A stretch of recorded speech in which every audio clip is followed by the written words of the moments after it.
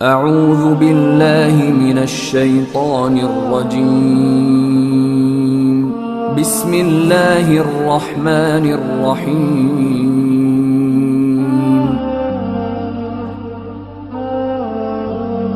রাসূলুল্লাহ সাল্লাল্লাহু তাআলা আলাইহি সাল্লাম বলেছেন, যে ব্যক্তি আল্লাহর হাবিব রাসূলুল্লাহ সাল্লাল্লাহু তাআলা আলাইহি সাল্লামের হাদিস শিখতে এবং আল্লাহর কোরআন শিখতে নিজের জিন্দেগিটাকে যদি কাটিয়ে দেয়, তাহলে আল্লাহর হাবিব রাসূলুল্লাহ সাল্লাল্লাহু তাআলা আলাইহি সাল্লামের যে আল্লাহ তাবারক ওয়া তাআলার মূল্যবান ফেরেশতা হযরতে জিবরিল আমিন সেই ব্যক্তির পদতলে যা সেই পারকে বিছিয়ে রাখবেন। বলুন সুবহানাল্লাহ। সেই ব্যক্তির মাথার উপরে রাখবেন না, কোথায় রাখবেন? পদতলে। তাহলে আল্লাহ তাবারক ওয়া তাআলা কতটা তালিবে ইলমের সম্মান দিয়েছেন।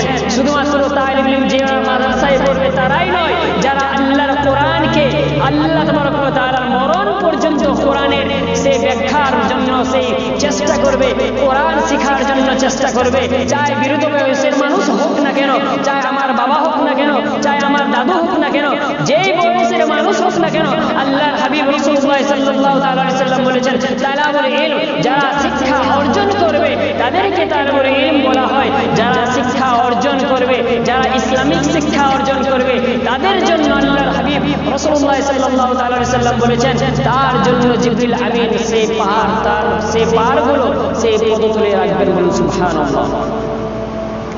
তাহলে কোরআন শিক্ষার জন্য আল্লাহর ফেরেশতা যদি আমাদের পদতলে পায়ের নিচে যদি আমাদের ফেরেশতা পার বিছে থাকে, তাহলে আমাদের মর্তবা হুজুর আকরাম সাল্লাল্লাহু তাআলা আলাইহি সাল্লামের যেই উম্মতদের কতটা। বলুন সুবহানাল্লাহ।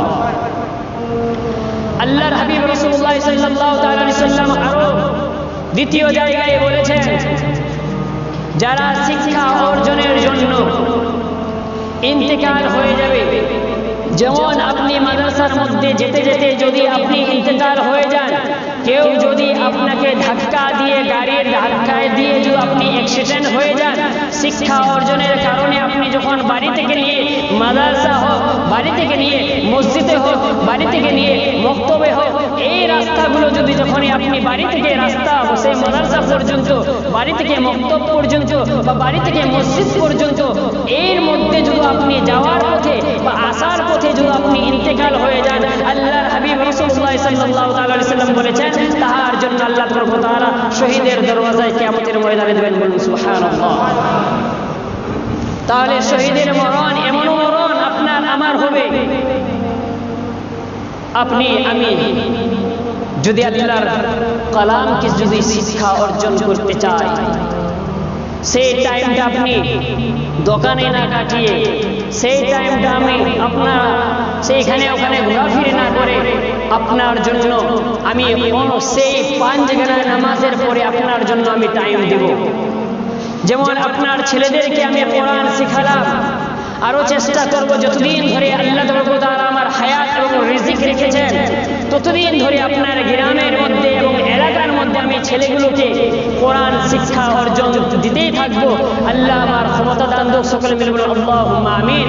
আমিও চাই যে আপনারা শুধুমাত্র আপনার ছেলেদেরকে কোরআন শিখাবেন না, আপনারাও চেষ্টা করুন আপনাদের জন্য আপনি কিভাবে নামাজ আদায় করবেন সঠিকভাবে। আল্লাহ তাবারক ওয়া তাআলা বলেছেন, ও আমার বান্দারে, তুমি আমাকে হাসিল করবে, কিন্তু তুমি আমাকে রুকুর দ্বারাই তুমি আমাকে হাসিল করতে পারবে।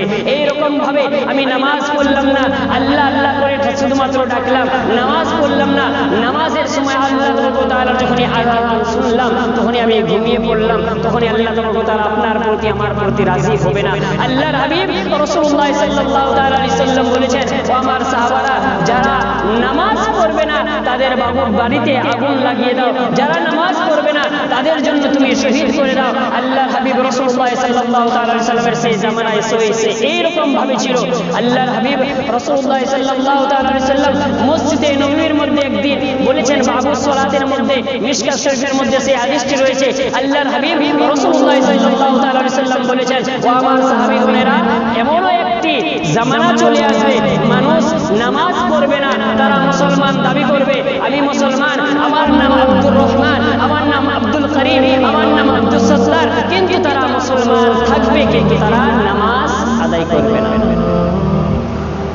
আল্লাহর হাবিব রাসূলুল্লাহ সাল্লাল্লাহু তাআলা আলাইহি সাল্লামের সেই আল্লাহ তাবারক ওয়া তাআলা কোরআনের মধ্যে বহু জায়গায় ইয়া আইয়ুহাল মুসলিমুন, ইয়া আইয়ুহাল্লাযীনা আমানু, ইয়া আইয়ুহাল মুত্তাকিন, ইয়া আইয়ুহাল মুফাক্কির। আল্লাহ তাআলা রাসূলুল্লাহ সাল্লাল্লাহু তাআলা আলাইহি ওয়াসাল্লাম এই উম্মতের জন্য বহু টাইটেল দিয়েছেন। সকলেই মুসলমান হতে পারে, কিন্তু সকলেই মুত্তাকিন হতে পারে। আল্লাহ তাবারক ওয়া তাআলা যালিকাল কিতাবু লা রাইবা ফীহি হুদাল লিল মুত্তাকিন, আল্লাহ তাবারক ওয়া তাআলা ঘোষণা করেছেন দ্বিতীয় নম্বর সূরাতুল বাকারার মধ্যে তৃতীয় নম্বর 74 নম্বর আয়াতের মধ্যে আল্লাহ তাবারক ওয়া তাআলা ঘোষণা করে দিয়েছেন যালিকাল কিতাবু লা রাইবা ফীহি হুদাল লিল মুত্তাকিন। এমন একটি কিতাব, শুধুমাত্র এই কিতাবটি হিদায়াত হবে সেই পরিষ্কার মুত্তাকিনের জন্য। এই কিতাবটি হচ্ছে হিদায়াত। আপনি আমি যদি আগে সেই জায়গায় আল্লাহ তাআলা বলে দিয়েছেন, বলেননি যালিকাল কিতাবু লা রাইবা ফীহি হুদাল লিল মুসলিমুন, সেই জায়গায় মুসলমানের জন্য শুধুমাত্র বলেননি হুদাল লিল মুত্তাকিন। আপনাকে যদি মুত্তাকিন হতে হয়, পরিষ্কার হতে হয়, আপনাকে যদি কোরআনের প্রতি আমল করতে হয়, তাহলে আপনাকে আমাকে প্রথমে ঈমান আপনার আমার মজবুত করতে হবে। আপনার আমার ঈমানটাকে মুত্তাকিন বানাতে হবে। মুত্তাকি আপনি আর আমার টাইটেল যখন হয়ে যাবে, তারপরে সেই কোরআনটা আপনার জন্য আমার জন্য শাফাআতের জন্য কিয়ামতের ময়দানে শাফাআত করবে। সুবহানাল্লাহ।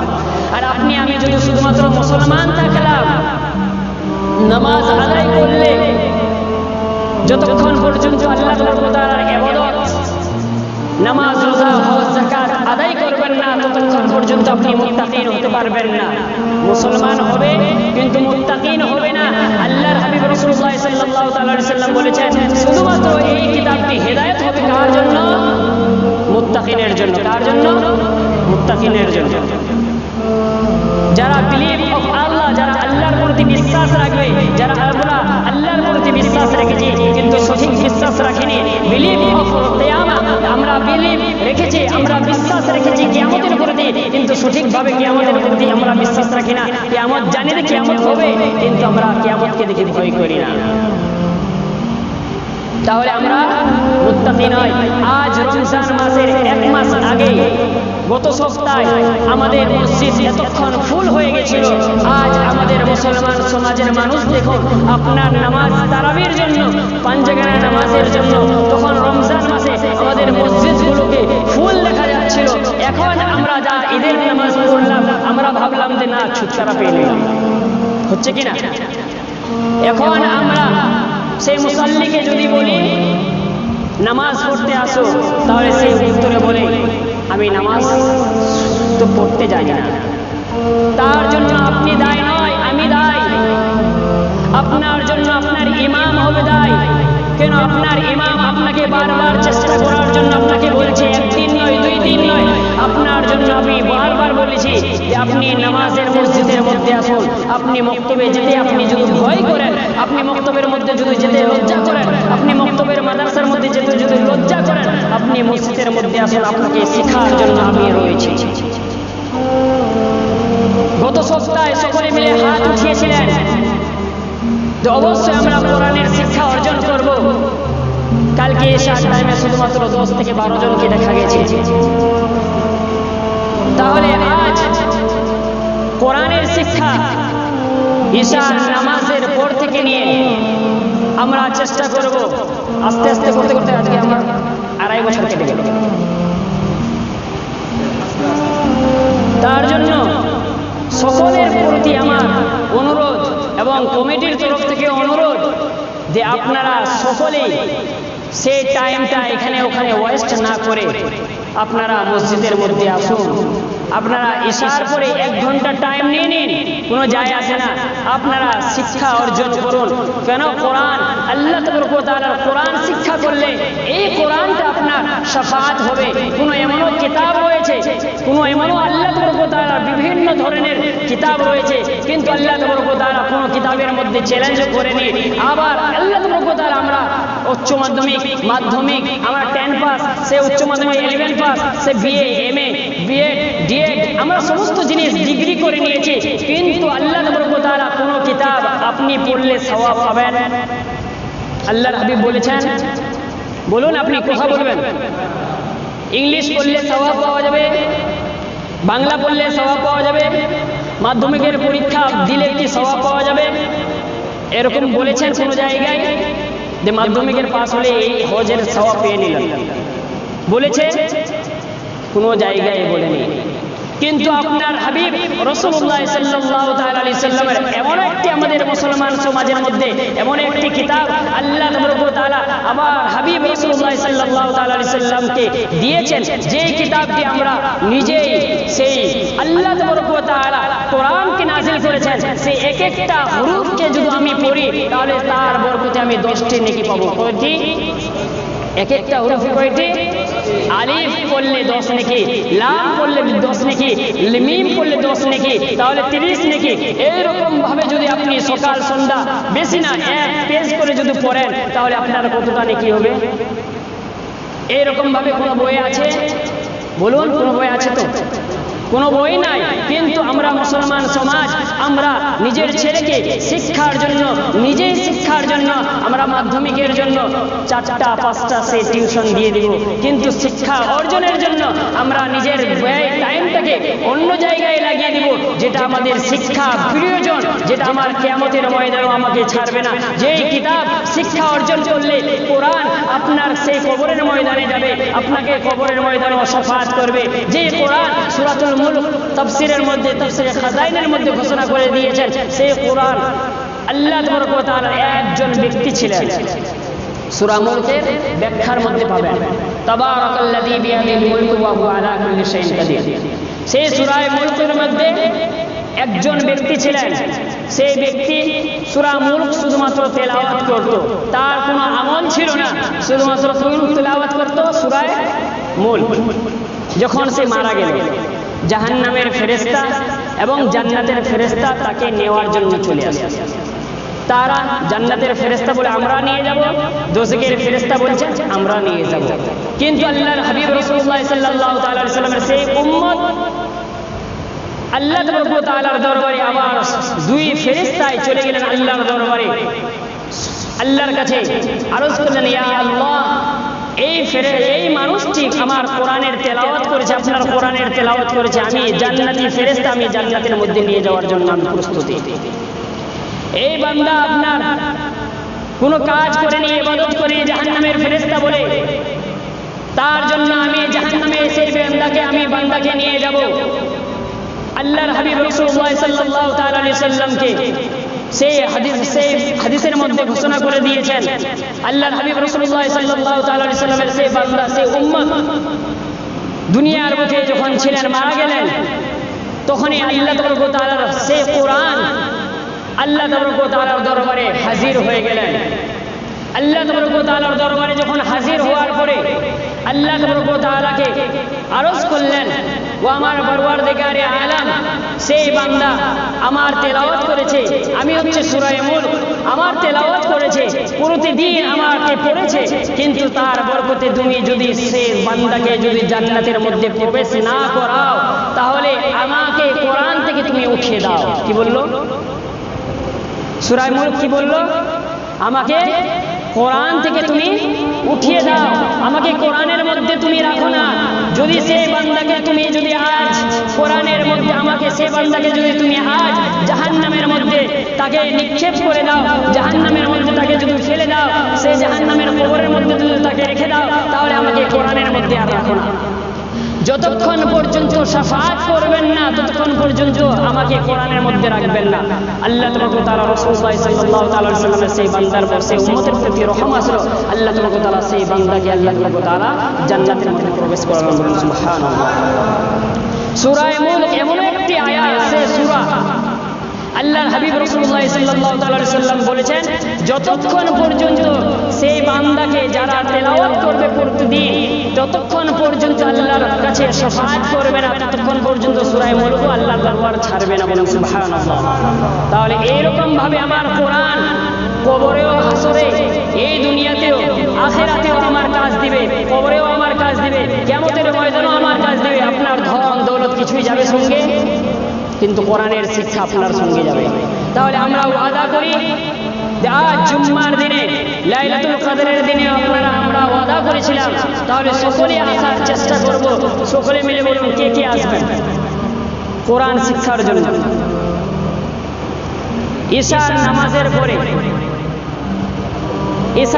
পরে এতটা আপনারা মুসলমান কেউ কি কোরআন শিক্ষা অর্জন করতে চান না? আজকে ওটাই দেখতে চাই, কে শিক্ষা অর্জন করতে চান, কে চান না।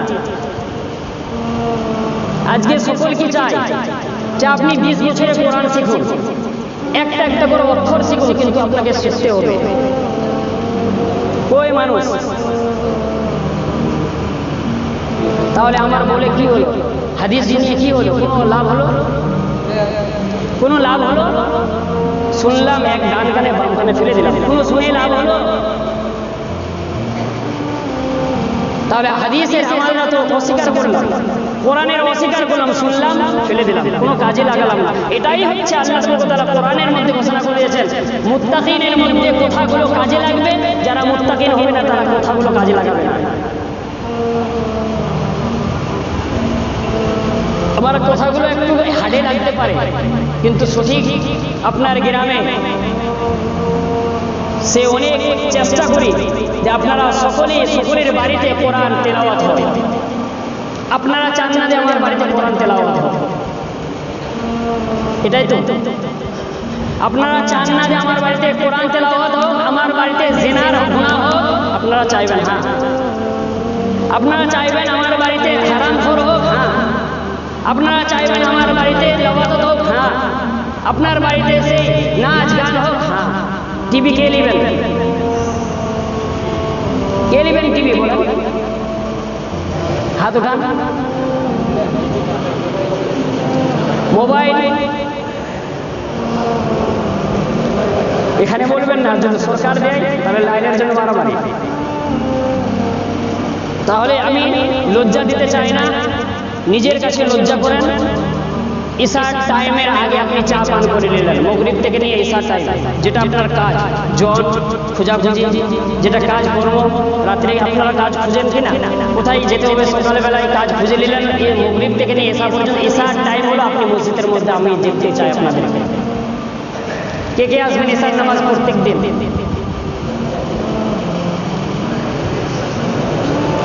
সুবহানাল্লাহ। বাদ বাকি আর কেউ আসবেন না মসজিদে, আমরা মসজিদ চাই না। তার জন্য তো আজ মসজিদ আমাদের ধ্বংস করছে। মসজিদে রক্ষা কে করবে? হিন্দু? কে? বৌদ্ধ? খ্রিস্টান? তার জন্য তো। হ্যাঁ, আজকে কালকে নিউজে একটা দেখলাম, ওই গ্রামবাসীর কোনো মুসলমান নাই। একটা বুড়াকে জিজ্ঞাসা করা হচ্ছে যে এই মসজিদে রক্ষাকারী কে? মসজিদ আছে গ্রামে, তো এই গ্রামে একটাও মুসলমান নাই, কিন্তু মসজিদের রক্ষা করছে কে? হিন্দুবাসীরা।